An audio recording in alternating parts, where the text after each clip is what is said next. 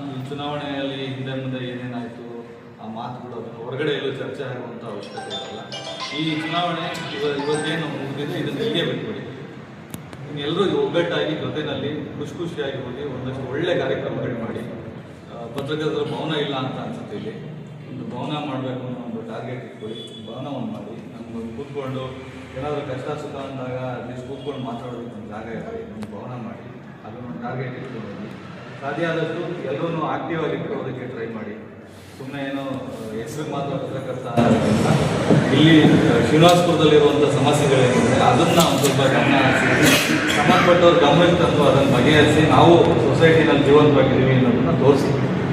ಹಾಗಾಗಿ ಪತ್ರಕರ್ತರು ನಮ್ಮ ಜವಾಬ್ದಾರಿ ಏನಿದೆ ಫಸ್ಟ್ ಅದನ್ನು ಮಾಡಿದ್ರೆ ನಮ್ಮ ಬೆನ್ನೆಲುಬಾಗಿಲ್ಲ ಇಡೀ ಸೊಸೈಟಿ ನಮ್ಮ ಜೊತೆಲಿ ನಿಂತ್ಕೊಳ್ಳುತ್ತೆ. ಹಾಗಾಗಿ ಸಂಘದ ಚುನಾವಣೆ ಇದನ್ನು ಯಾರೂ ಪ್ರತಿಷ್ಠೆ ಅಥವಾ ನನಗೇನೋ ಕಿರೀಟ ಅಂತ ದಯವಿಟ್ಟು ಯಾರು ಅಂದ್ಕೊಳ್ಳೋಕೆ ಹೋಗ್ಬೇಡಿ. ಒಂದು ಜವಾಬ್ದಾರಿ ಸಿಕ್ಕಿದೆ. ಸಾಧ್ಯ ಆದರೆ ಒಂದಷ್ಟು ನನಗೆ ಸಿಕ್ಕಂಥ ಅವಕಾಶದಲ್ಲಿ ನನ್ನದೇ ಆದ ಒಂದು ಹೆಜ್ಜೆ ಗುರುತುಗಳು ಏನಾದರೂ ಇಡ್ಬೋದಾ ಅನ್ನೋದನ್ನು ಯೋಚನೆ ಮಾಡಿ ಒಂದಷ್ಟು ಒಳ್ಳೆ ಕೆಲಸಗಳು ಮಾಡಿ. ಬರೀ ನಮ್ಮ ಸಂಘಕ್ಕಷ್ಟೇ ಅಲ್ಲ, ಸ್ವಲ್ಪ ಸೊಸೈಟಿಗೂ ಒಂದಷ್ಟು ಒಳ್ಳೆ ಕೆಲಸಗಳನ್ನೇನಾದರೂ ಮಾಡಿ ಸದಾಕಾಲ ಶ್ರೀನಿವಾಸಪುರದ ಜನ ನಮ್ಮನ್ನು ನೆನಪಲ್ಲಿ ಇಟ್ಕೋಬೇಕು ಅಥವಾ ಕಷ್ಟ ಸುಖಕ್ಕೆ ಆಗ್ತಾರೆ ಅನ್ನೋ ರೀತಿಯಲ್ಲಿ ಅವ್ರ ಜೊತೆ ಒಂದು ಸ್ವಲ್ಪ ಸ್ಪಂದಿಸಿ ಒಂದಷ್ಟು ಒಳ್ಳೆ ಕೆಲಸಗಳನ್ನ ಮಾಡಿ. ಚುನಾವಣೆ ಅಂದ ತಕ್ಷಣ ಬೇರೆ ಬೇರೆ ಮನಸ್ಥಿತಿಗಳು ಅಥವಾ ಅದೇನೋ ಗುಂಪು ಆ ಥರದ್ದೆಲ್ಲ ಯಾವುದನ್ನು ಮನಸ್ಸಲ್ಲಿ ಇಟ್ಕೋಬಾರ್ದು. ಅದನ್ನು ಯಾರು ಕೂಡ ಮುಂದುವರಿಸಬಾರ್ದು ಮತ್ತು ಮಾತು ಕೂಡ ಎಲ್ಲೂ ಹೊರಗಡೆ ಬರಬಾರ್ದು. ಅದು ಇವತ್ತಿಗೆ ಮುಗಿದೋಗ್ಲಿ. ಎಲ್ಲರೂ ಒಳ್ಳೆ ಕೆಲಸಗಳು ಮಾಡಿ, ನಿಮ್ಮೆಲ್ರಿಗೂ ಒಳ್ಳೆಯದಾಗಲಿ. ಹೊಸ ತಂಡ ತುಂಬ ಚೆನ್ನಾಗಿದೆ. ಎಲ್ಲ ನಾನು ನೋಡಿದ್ರೆ ತುಂಬ ಖುಷಿಯಾಗಿದೆ. ಎಲ್ಲ ಆ್ಯಕ್ಟಿವ್ ಆಗಿ ಹೋಗ್ತಾರೆ. ಫೀಲ್ಡಲ್ಲಿ ಕೂಡ ನಾವು ಶ್ರೀನಿವಾಸಪುರಕ್ಕೆ ಬಂದಂಥ ಸಂದರ್ಭದಲ್ಲಿ ಕಾಣೋದು ಇಷ್ಟೇ ಮುಖ್ಯಗಳು. ಹಾಗಾಗಿ ಎಲ್ಲ ಆ್ಯಕ್ಟಿವ್ ಆಗಿರುವಂಥವ್ರು ತುಂಬ ಚೆನ್ನಾಗಿ ಕೆಲಸ ಮಾಡ್ತೀವಿ ಅಂತ ನನಗಂತೂ ನಂಬಿಕೆ ಇದೆ.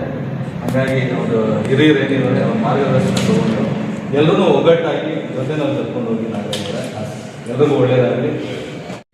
ಅಡೆತಡೆಗಳು ಮತ್ತು ಸಣ್ಣ ಭಿನ್ನಾಭಿಪ್ರಾಯಗಳು ಸಹ ಅದನ್ನೆಲ್ಲ ಒಟ್ಟುಗೂಡಿಸ್ಕೊಂಡು ಕರ್ಕೊಂಡು ಹೋಗುವಂತಹ ಜವಾಬ್ದಾರಿ ಸಂಘದ ಅಧ್ಯಕ್ಷರಿಗೆ ಮತ್ತು ಪ್ರಧಾನ ಕಾರ್ಯದರ್ಶಿ ಲಕ್ಷ್ಮಣ್ ಅವರಿಗೆ ಮೇಲೆ ಇರುತ್ತೆ. ಯಾಕಂದರೆ ಅತಿ ಹೆಚ್ಚು ಭಾರ ಇರುತ್ತದೆ ಅವರಿಗೆ.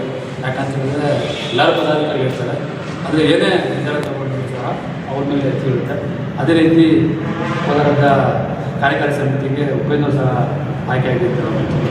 ಅವರು ಜವಾಬ್ದಾರಿ ಇರುತ್ತಂದರೆ ಇಲ್ಲೇನೇ ಸಣ್ಣ ಪುಟ್ಟ ವ್ಯತ್ಯಾಸ ಬಂದಾಗ ಸರಿಪಡ್ಕೊಂಡು ಹೋಗುವಂಥ ಕೆಲಸ ಅವ್ರ ಮೇಲೆ ಇರುತ್ತೆ. ಏನು ಇವತ್ತು ತಾಲೂಕು ಅಧ್ಯಕ್ಷರಾಗಿ ನಾಗಾರ್ಜುನ ಅವರು ಗೆದ್ದಿರ್ತಾರೆ, ಅವರಿಗೆ ಮೊದಲಿಂದಾಗಿ. ಅದೇ ರೀತಿ ತಾಲೂಕು ಉಪಾಧ್ಯಕ್ಷರಂತಹ ಲಕ್ಷ್ಮಣ್ಣನವರು ಸಹ ಆಯ್ಕೆಯಾಗಿದ್ದಾರೆ, ಅವರು ಸಹ. ಮತ್ತು ತಾಲೂಕು ಮತ್ತೊಬ್ಬ